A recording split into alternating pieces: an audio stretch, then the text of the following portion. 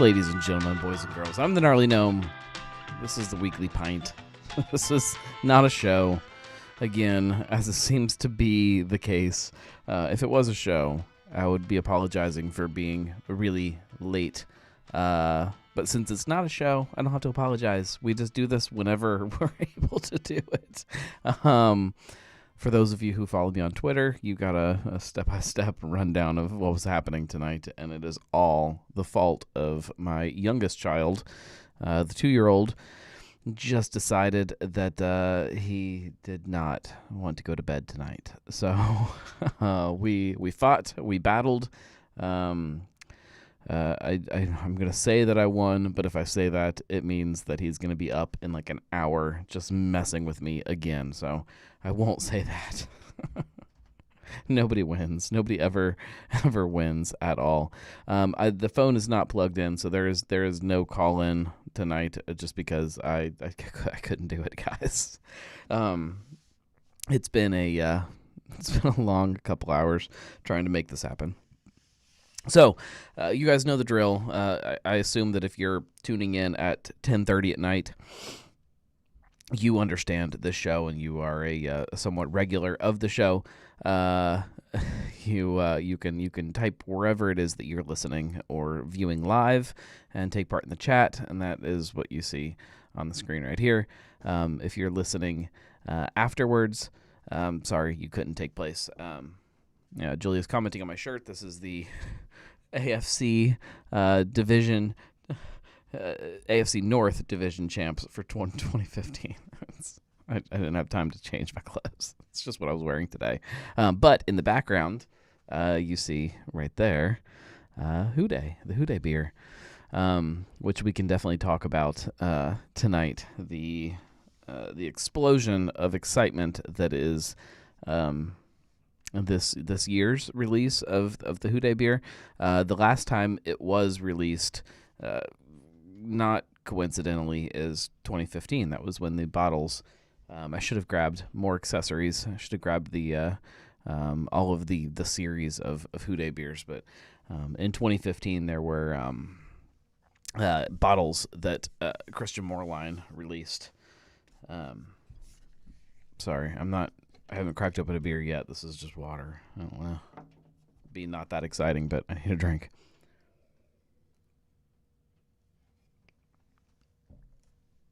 The point of this show that is not a show is for all of us to hang out and drink together. So please tune in.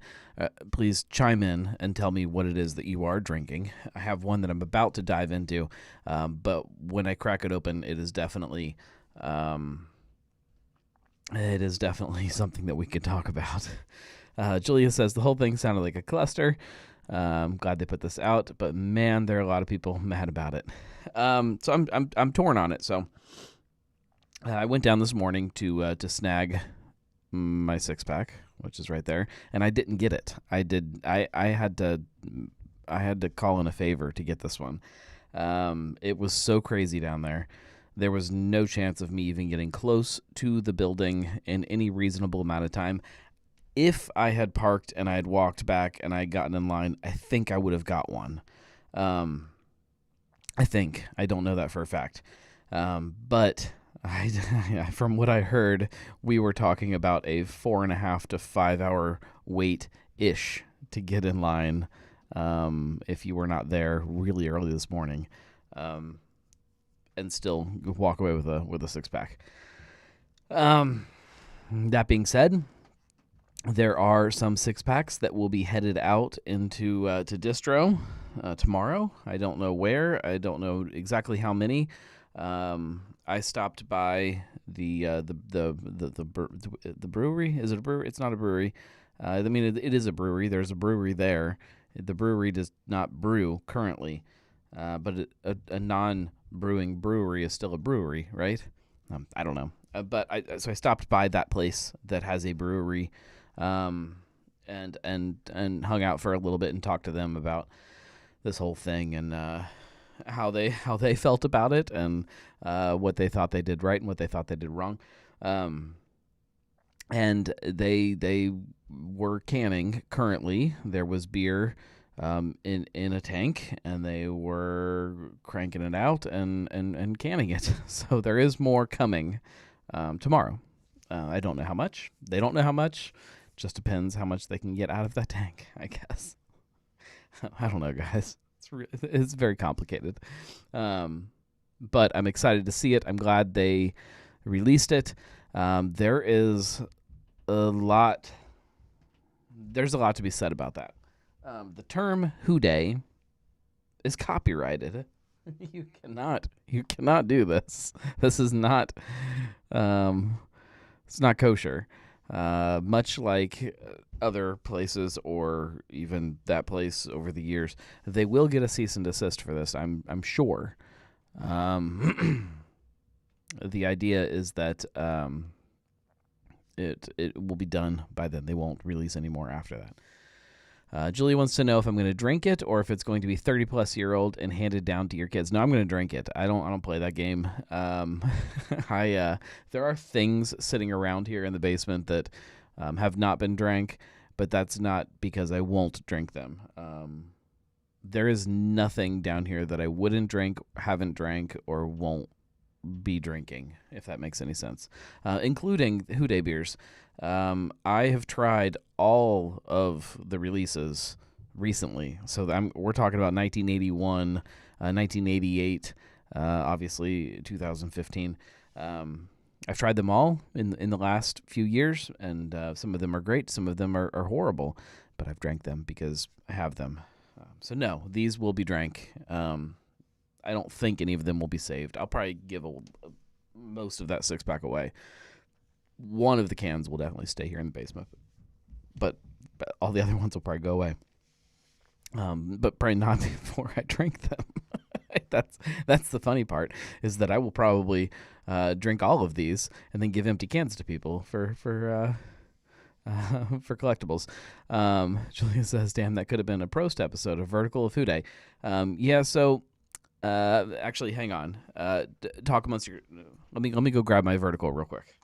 That's a good thing to talk about. Hang on.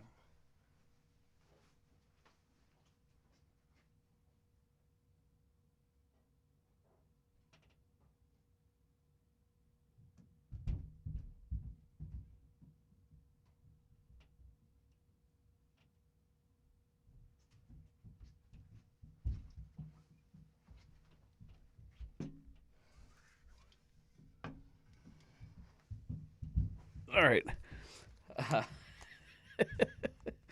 Okay. All right. So here is your vertical. We'll roll through this one by one. This one is the oldest, obviously. This is 1981, I believe. Everybody's familiar with this. This is full still. Then we have two other ones, and I don't know. This was 80. Okay, so they must have done two different ones this year. This was the regular season can. No. Super Bowl 89. I don't know. I don't actually know. I don't know when these were released. Wait, we have dates. This was March of 89, and this was May of 89. The important thing, these are disgusting on top, too. There's all kinds of disgustingness. So this one is completely full. This is a great little can. Also, ready to go. This is the one that gives me some trouble. So, and I think I've tried this one. This one is only half full, because evidently there was a little tiny, I don't know if you guys probably can't see that, a little tiny pinprick that formed over the years and started to leak. And you can see where it was sitting on the shelf, where it kind of gathered underneath it. But yeah, it's only half full of beer. This one I am not drinking because of the fact that it has been open for God knows how long, slowly leaking and letting stuff in there. But you can see, like, there's no way you can be able to see that. There's like a little nasty gathering of syrupy disgustingness right around where the hole formed. And then, of course, this was 2015, the bottles. This one probably tastes the best. But maybe I don't need full cans, so maybe I'll do a cuvee. Aside from this one, maybe I'll do a cuvee of these two. This was the one that I drank for my 1000th check-in on Untapped. This one doesn't have a date or anything on it. Oh, these are so gross looking, you guys. Yeah. Oh, there's all kinds of crust and stuff in there. I wish you could see that really good. All in the right here on the tab. It's disgusting. I'm afraid that these are just going to start spewing out beer from these microscopic holes that exist. So that's the Houday Flight. I do like the artwork on this one.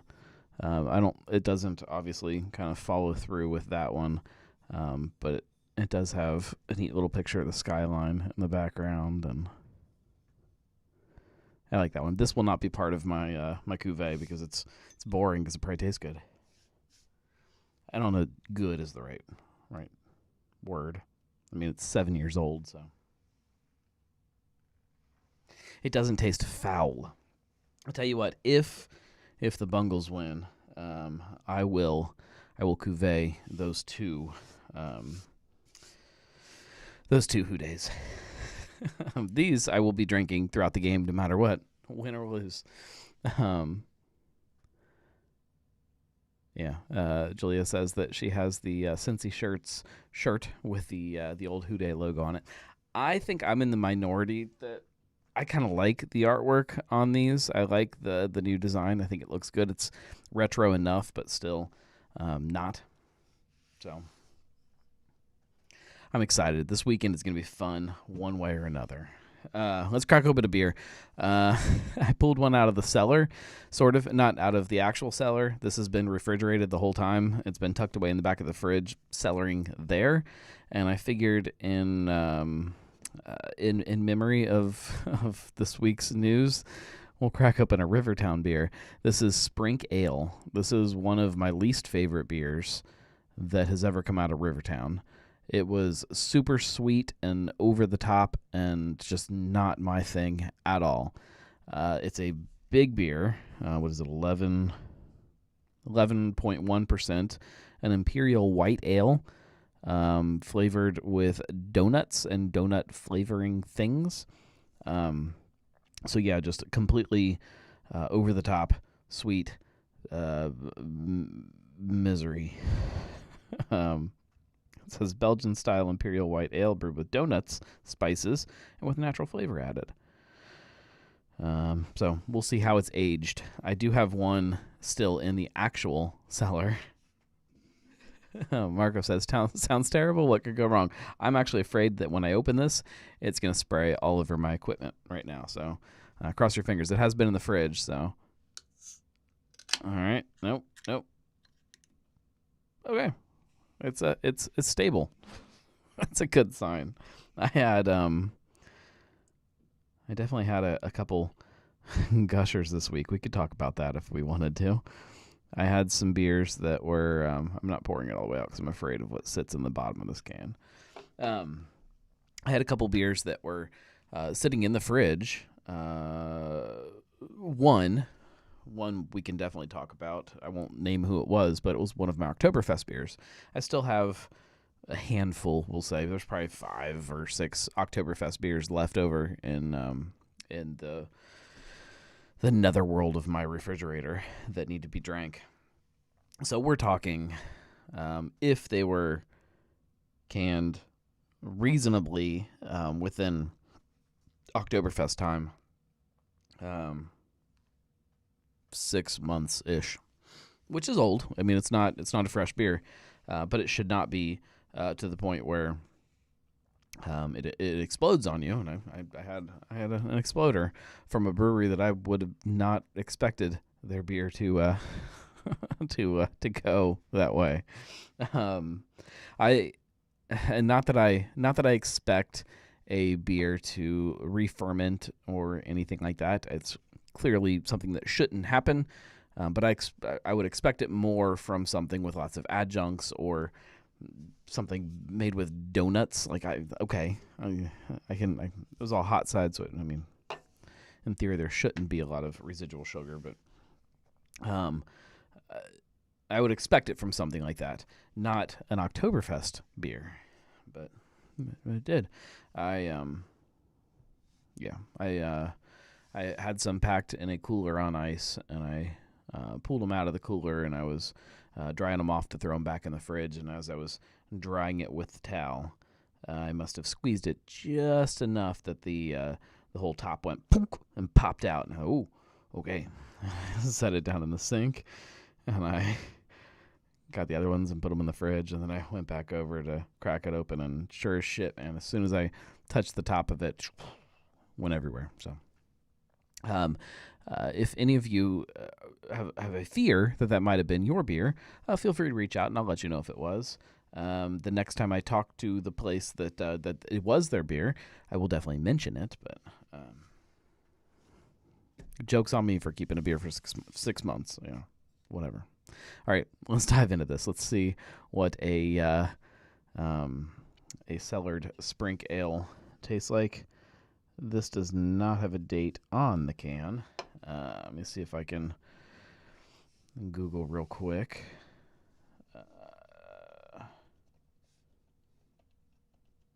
When it was released. It looks like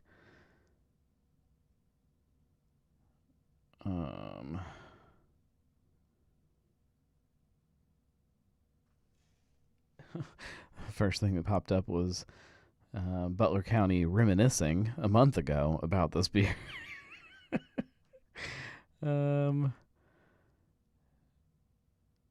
June of 2019. So that's not too bad. May of 2019. So summer of 2019. So a couple years ish. Julia says that Josh and I tried Rivertown High, their hemp beer, way back in the day. Just opening can made the whole house reek of weed for a day or two. It was kind of impressive. Beer, not so much, sadly. Yeah, I remember that beer a lot. It was one of the last shows that I did with Rivertown, was right when they were releasing that beer. And I was camping that weekend. Like I did the show, I think on a Friday, like during the day or something, and then was leaving there to get back home to get the car loaded to go camping. And so I left Rivertown with a bunch of High. So we drank High all weekend while we were camping. And like even outside, like I could be sitting over by the camp kitchen, and I could open one, and somebody could be sitting, I say all the way over by the, you guys don't know our setup, but all the way over by the fire pit, and you could smell it from all the way over there, and people would turn their heads thinking some other sort of celebrating was happening. I need to dive into this, guys. It still kind of smells like a donut. Yeah, it just smells. It's not as overly donutty as it was. Julie says, "Oh, that's right, Ditton the marketing person. Go running down the hall yelling at them." Yes, that did. I believe that did happen. That person who, very, very shortly after that show, I think got laid off. So there was that. I appreciate beers like that or like this just for the I guess the creativity. I don't know how much creativity it takes to put some flavoring or some whatever the hell they put in High. I appreciate that as far as a craft beer perspective, but it just isn't usually what I want to drink. This doesn't smell bad. It also doesn't smell old. It smells sweet.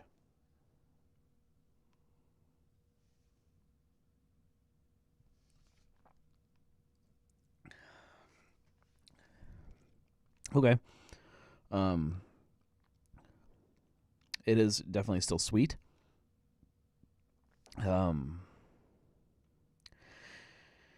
Yeah, it's still not great, but I think it tastes exactly like it did when I put it in the cellar. Um, Definitely not what I want out of a beer. It is a big, giant, sweet mess of an imperial white ale. Again, not bad, but not a great beer either. It's just big, giant, sweet beer. I want something else going on in there, and I don't know what you could do to that to make it palatable.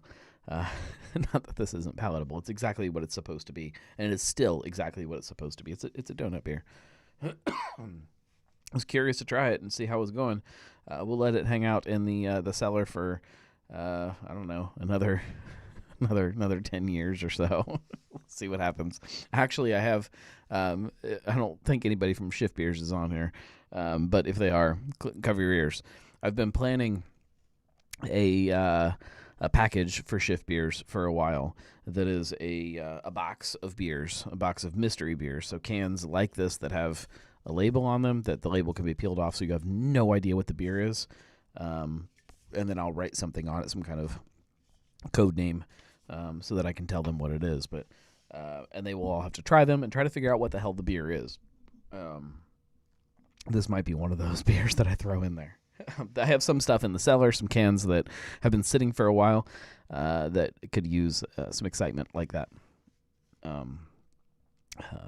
So yeah, this spoiler alert. Nobody tell them, but this is probably one of the beers that'll be in there. A nice cellar-aged Rivertown Sprink Ale. I do like the name of the beer at least. It's clever. Sprink Ale. Yeah, but the beer is not for me. I mean, I'll finish most of that glass, maybe. We'll see. So where do you guys want to go? Do you want to talk about Rivertown, or do we want to talk about more line and everything about tonight, or do we want to get into to label approvals, or you guys tell me where you want this to go, because it's not going to go super long because it's already almost 11 o'clock.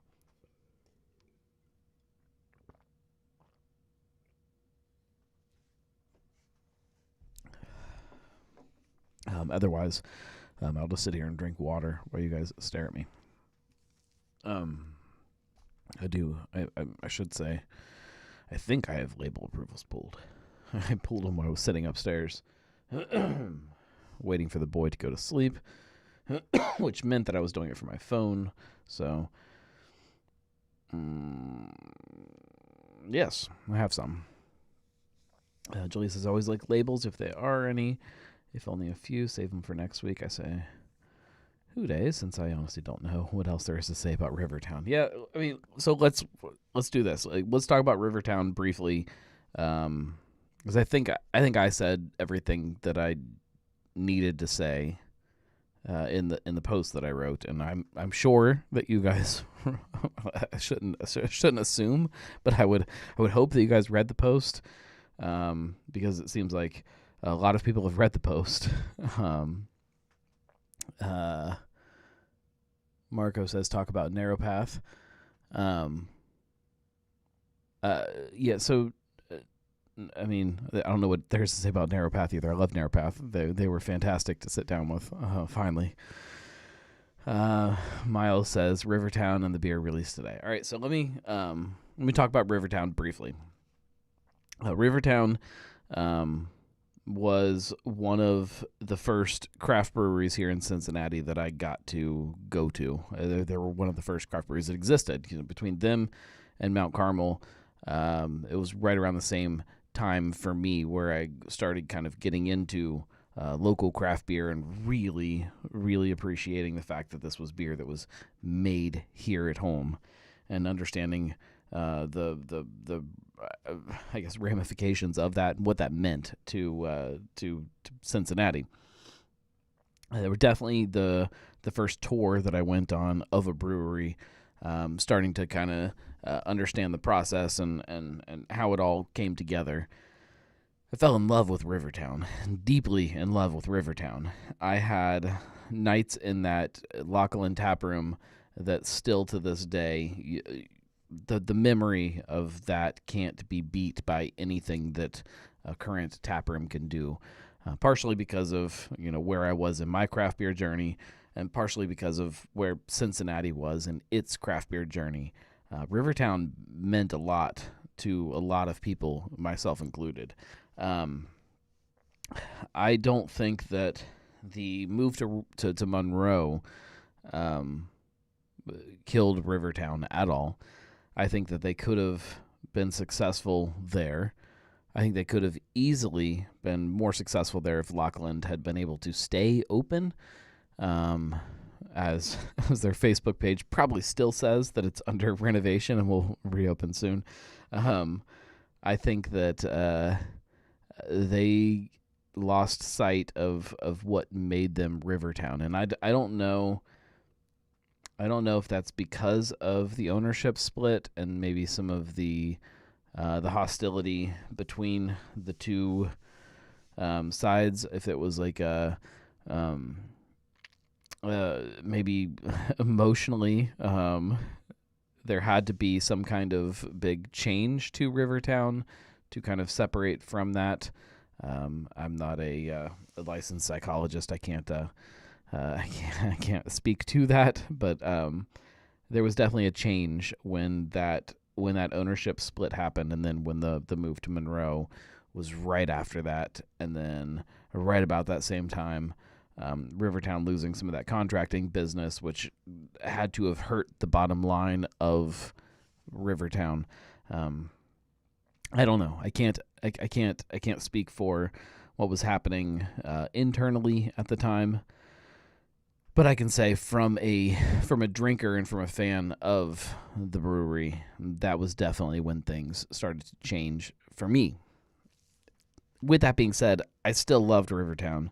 I loved Rivertown for a very long time, even up until they closed. But I think somewhere along that path from the move to Monroe to today, somewhere within there, the love that I felt for Rivertown was more about the past of what Rivertown was than it was the current state of who they were, if that makes any sense. And again, if you didn't read the post that I wrote, go read that, because I kind of laid out the whole story as best I could in my experience. And I'm sure that other people will disagree with parts of it, but whatever. At this point, I don't really care if you disagree with it. That's my experience. So that's that.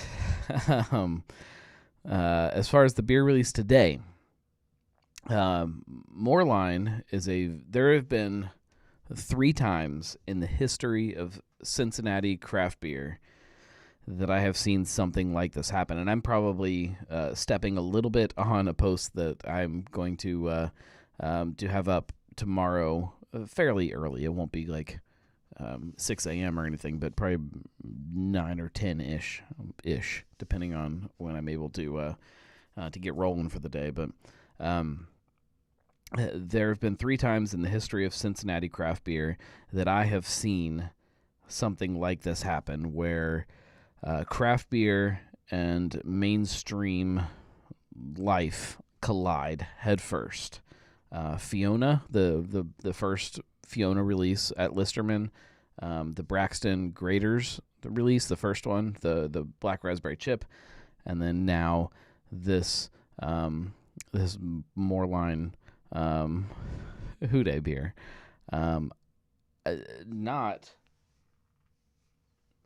Not this one. You didn't see it with this Houday release because it was not a Super Bowl year. It wasn't. It was a playoff year, but not a year like this.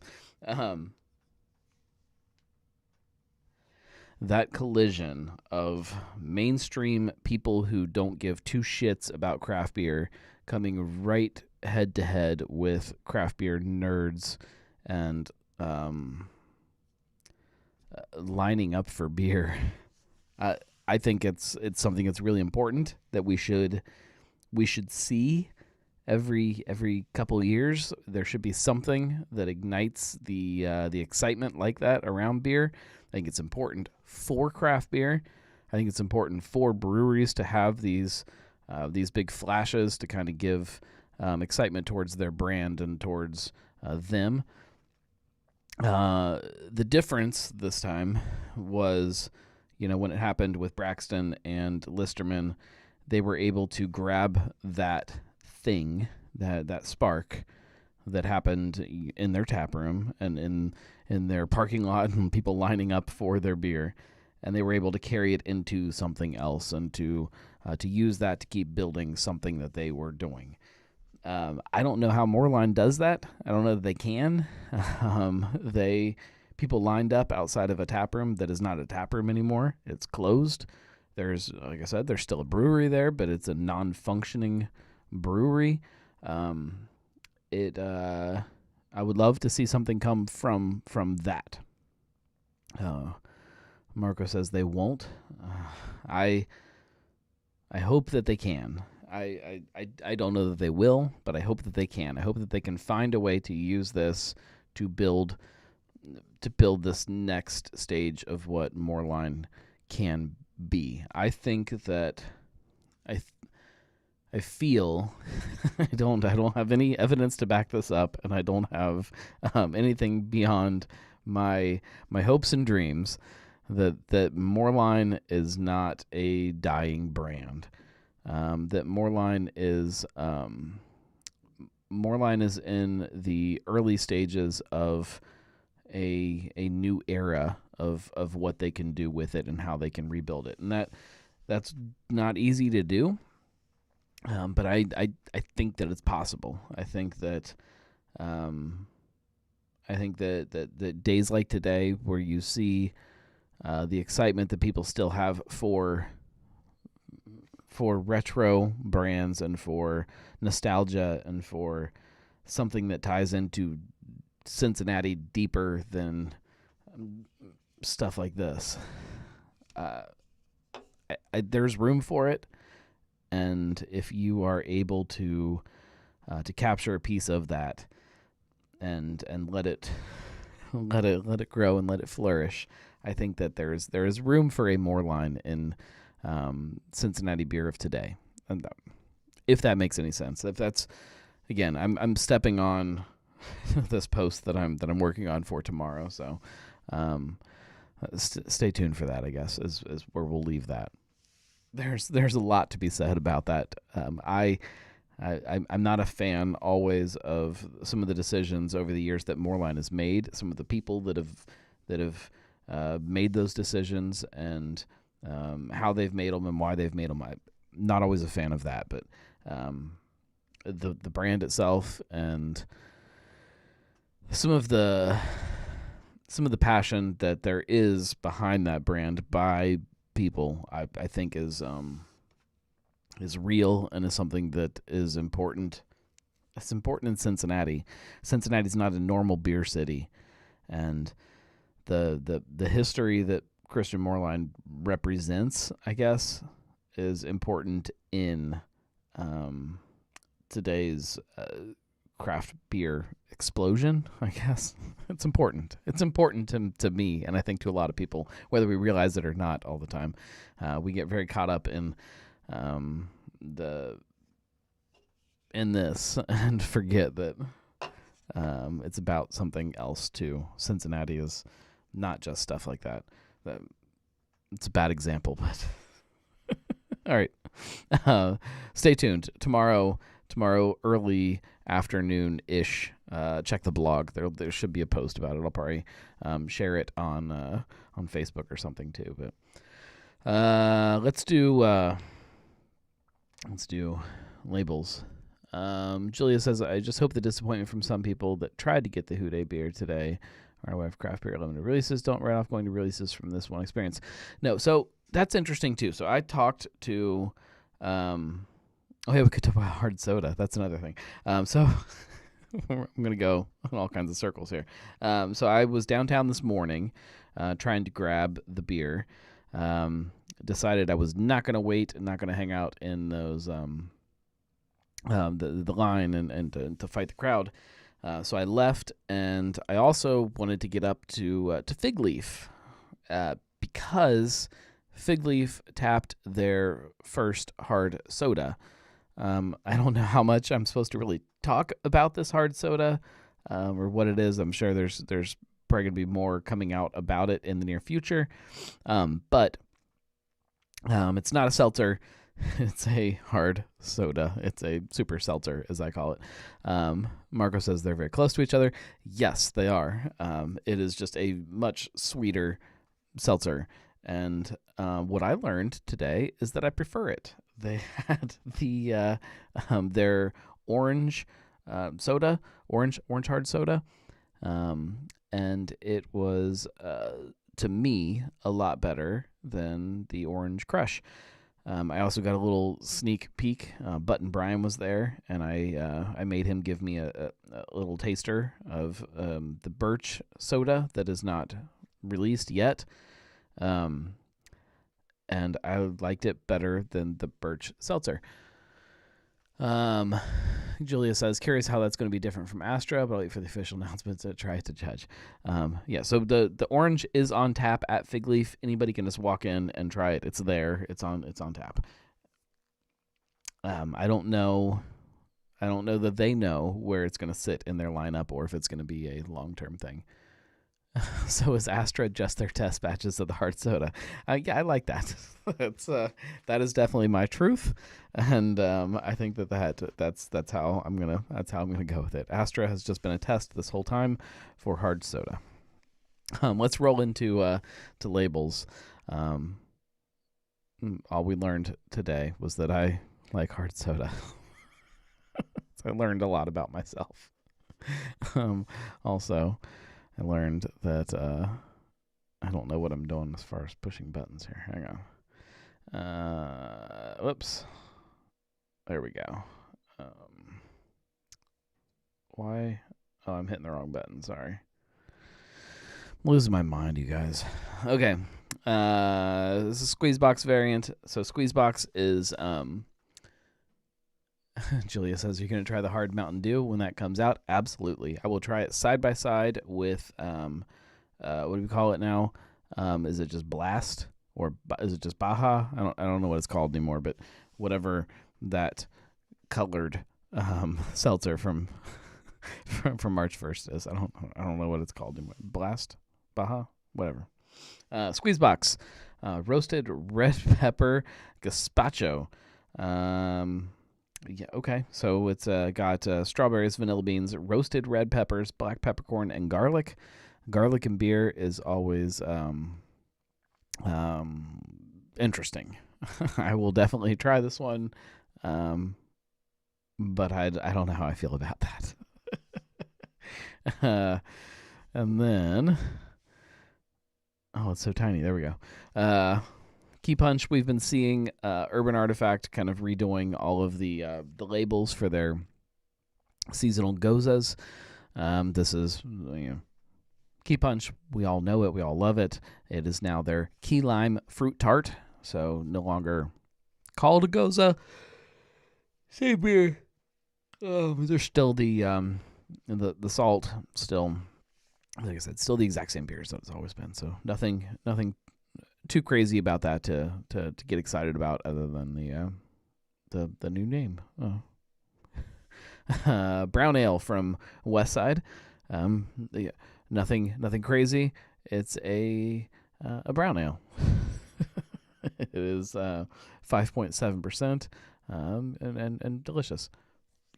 Oh, there's Chris Paquette from March 1st says Key Punch is Jingle's favorite. Chris, were you there for our hard soda discussion just a minute ago? Because I have tried 2 hard sodas from March 1st / Fig Leaf / whoever releases those. I don't know how they're how they're branded on the tap board. But I realized that I enjoy hard soda more than I enjoy seltzer. So brown ale, again, it's a straight traditional brown ale. There's not a lot to say about it. Cincinnati Lager from Sam Adams. I think they already announced this on their Facebook or some kind of social media pages. Marco says that brown ale is the white toast of beers. I don't disagree with that, but I don't agree with that. I think that there are definitely other styles that could be more white toast than brown ale. He then follows it up with "Don't at me." Can I at you if I'm just talking about you? Mark says that not when done correctly, which we know that Westside, if anybody, will do it correctly. Here's another Taft's beer, another little copyright playing. The Infinity hops. Some kind of gauntlet there with some hops on it, different colored hops. It is a hopped Pilsner. Isn't every Pilsner hopped? Maybe I'm missing something here. I haven't read this yet. We searched the galaxy far and wide for these hops. Bold in both hop aroma and flavor, this crisp dry brew has subtle malt and clean yeast characters that all come together to make the ultimate beer. We'll see. I will definitely judge that. I am a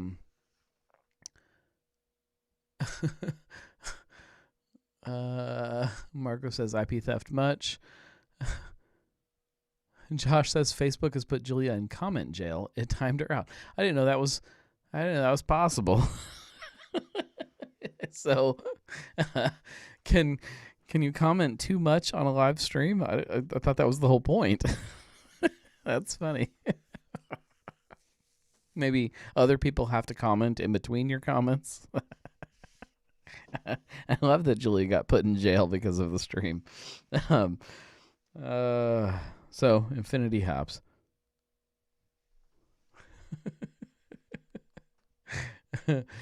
Oh, that might be the highlight of my night. Is Julia getting locked up in Facebook jail.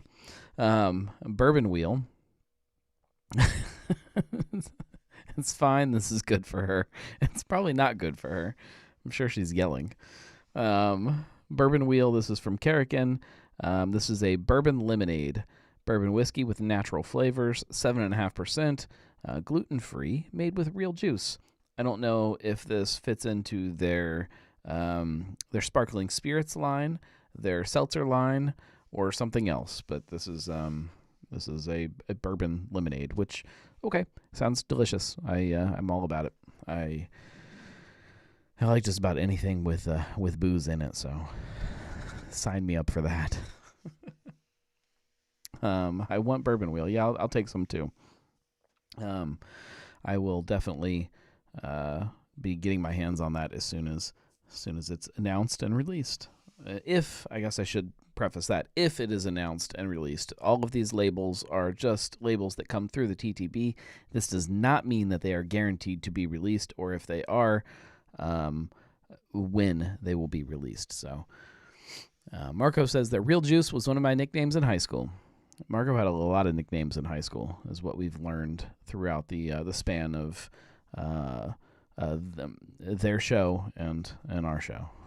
That's what I've learned, I guess. All right, guys. We'll wrap this up. We're at 45 minutes.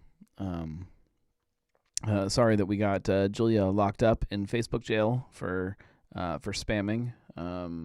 I didn't do it. I don't think I clicked anything that locked you up. I don't think I have that power. It was the Facebook overlords that decided she was... Oh, wait, she's there. There she is. She's out of jail. Oh, at least it gave us some entertainment. Oh, that is funny. I didn't know that was possible. So what happens if you are streaming just for like one person? Like one person tunes into your stream and they're like talking to you via the stream. Do they just automatically eventually get locked out because they are spamming the stream? Like, how does that? Is it a time issue of how quickly you're commenting, or is it the amount of comments that you comment without another comment from somebody else commenting? I don't know. I need to figure out these rules, since clearly the overlords are upset with me. If that ever happens to you, if you are listening to the live stream and you get locked out because you're talking too much, just for the record, you can very quickly switch over to Twitter. We stream live on Twitter. You can switch over to Twitch. You can tune in there, or YouTube. We're also streaming there. All of them are live at the same time, and all of those chats come right down here, right to the same spot. Everybody can hang out together and read everybody else's comments. So I know that Facebook is the easiest for a lot of people, but if Facebook hates you and locks you out, there is a solution. There are other places you can go. I assume we're streaming to all of those. It seems like you guys all like Facebook, so. Thank you guys for listening. Thank you for hanging out. We will be back next week. There is a tentative show scheduled next week. Let me check and see if I have a backup. If that show doesn't happen, because it is still tentative as of, I think, tomorrow, I'll know for sure if it's happening. I don't trust anybody anymore. The podcasting world has been so crazy to me lately. Yeah, nope. So I have a tentative show. Yeah,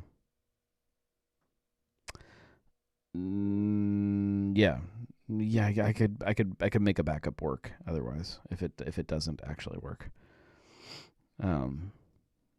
Because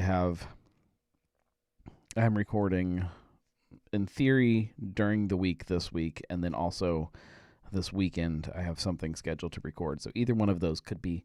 It's okay. We'll have a show next Monday. I can guarantee that, guys. That you can count on. You can count on me. You can't count on me for anything. Thanks, guys. Marco says we can all hang out together. 9 or 9:30-ish. 9 or 9:30 or 10 or 10:30 or sometime. We'll make it happen depending on my kids. My kids are jerks. That's what I've learned today. That is the overarching lesson of today. So, the joy of children. Thank you, guys. I will see you next week. If you like what I do here, you can always support by going to thegnarlygnome.com/support. It helps so much. I promise you that. So if you already do that, thank you. We'll see you next week, guys. Thank you.